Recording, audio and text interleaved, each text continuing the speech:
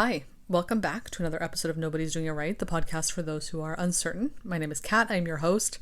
For today's episode, we're going to talk about how you should be honoring yourself by aiming higher than you think you can attain. Now, this is something that I've had to learn myself, and this is coming from somebody who used to always say, aim low and avoid disappointment, right? Now, as I've gotten older, I've understood more where that sentiment is coming from. Now, of course, there is something to be said about keeping your expectations low, right? You don't expect things to be this perfection all the time because you will be disappointed. But that does not mean that you shouldn't be aiming for more than what you think you can. Because I think for a lot of us, and if this resonates with you, you'll get it. I think for a lot of us, we have a lot of self-limiting beliefs, right? We struggle with self-worth. And so what we think we can attain might be a lot lower than what we actually can attain. And so we hold ourselves back from aiming too high. We fear we're going to be a failure. We're not going to be able to do it.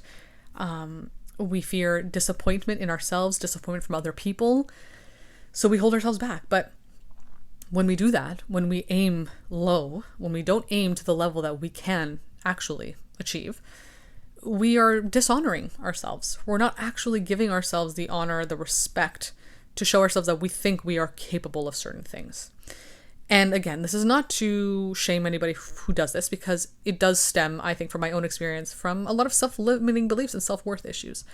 Especially if you've been conditioned to believe that people like you, whatever that might mean in your family dynamic, in your societal upbringing, whatever, people like you just don't get these things. So therefore, you have to aim to this level. This isn't to disregard any sort of societal difficulties or limitations you might have, or any of us might have. Of course, those are real and they do hold you back. So I'm not trying to say that it's all in your mind and you have the power always. Like, no, there's a lot of things in life that we cannot control, that are thrust on us, that we have to just deal with.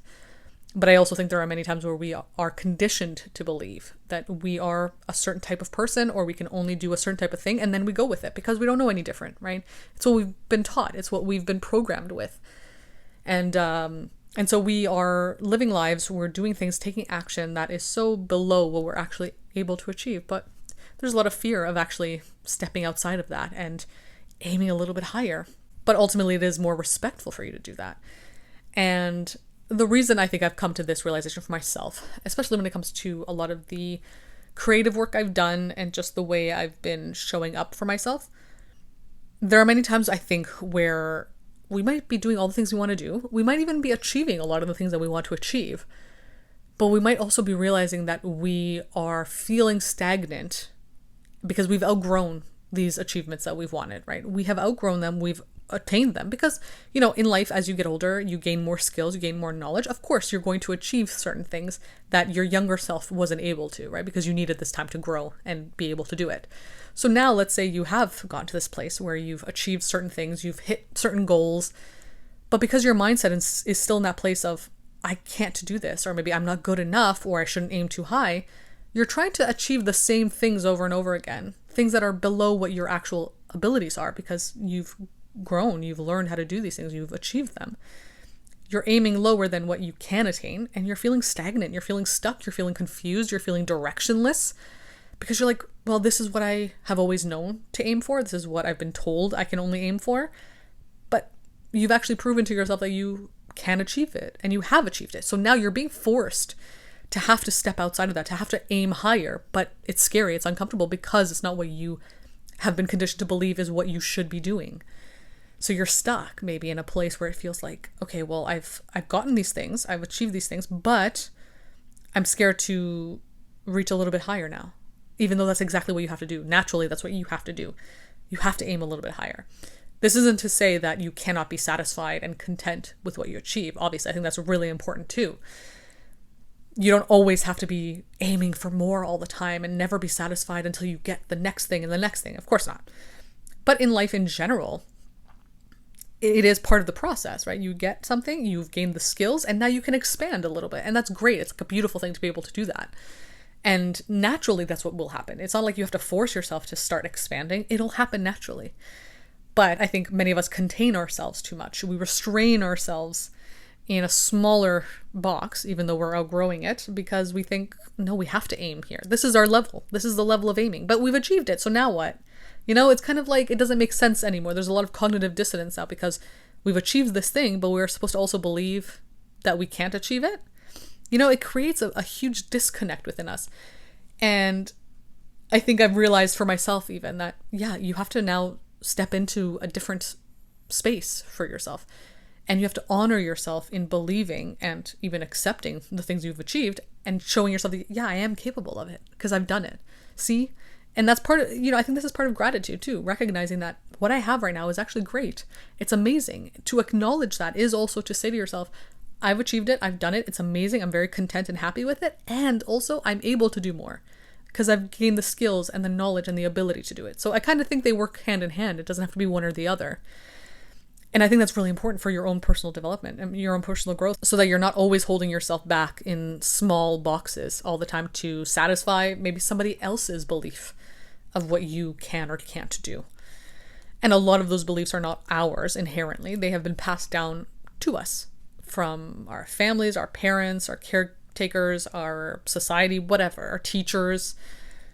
They're not ours, but we're still holding them and they are holding us back, which is really sad. And when you think about it in terms of your inner child and the work that goes into reparenting that inner child and forming a connection with them, you realize how sad it is to say to them, because you are saying that to yourself, so you're saying it to them too internally, that you cannot aim higher than this. Like this is the highest you can ever aim and ever achieve.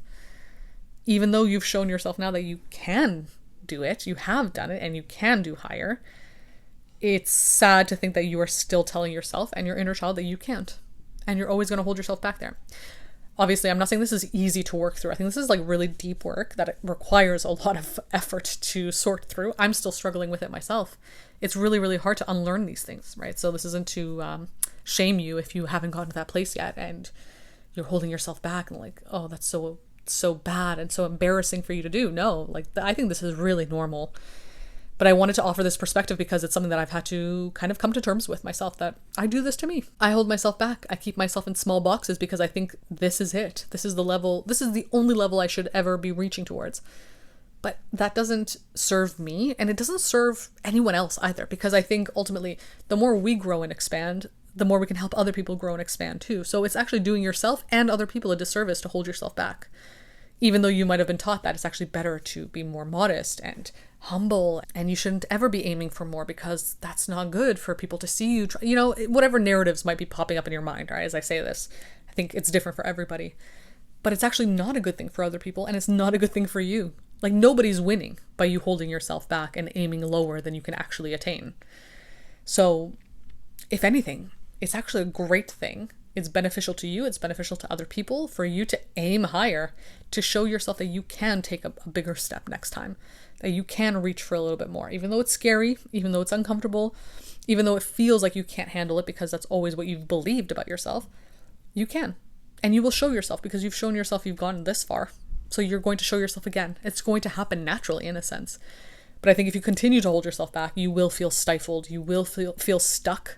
You'll feel confused. You'll feel like you'll feel disconnected, I think, from your life, to be honest. And that's, again, what I've been experiencing as well. So I'm working through this in my own way. But I don't think it's going to benefit you in any way. And you'll feel that discomfort. You'll feel the detachment from your life because you're not taking the next step, and you need to take it, and it's waiting for you, and it's urging you, but it's scary and it's uncomfortable, and it means you will have to expand. And expansion can be scary. Expansion can be threatening to other people. There's so many things that go into that. But I just wanted to share this in case you're going through it, in case you're fearing aiming higher because of what you believe about yourself, what you've been told to believe about yourself. It is an honorable thing for you to do, for yourself, to aim higher than what you think you can attain right now. Because what you think you can attain right now might not be at all close to what you can actually attain. It might be way less. And what a shame to not let yourself be fully embodied as you are and fully fulfill what your actual capabilities are. Such a shame. So yeah, I hope this was helpful. I hope it was informative. I hope it gave you a different perspective on things. If you want to work with me one-to-one with topics like this, you can book a call. I also have a Substack where I write about these topics, and you can follow my Instagram and TikTok for my videos. Other than that, thank you for listening, and I'll be back again soon with another episode.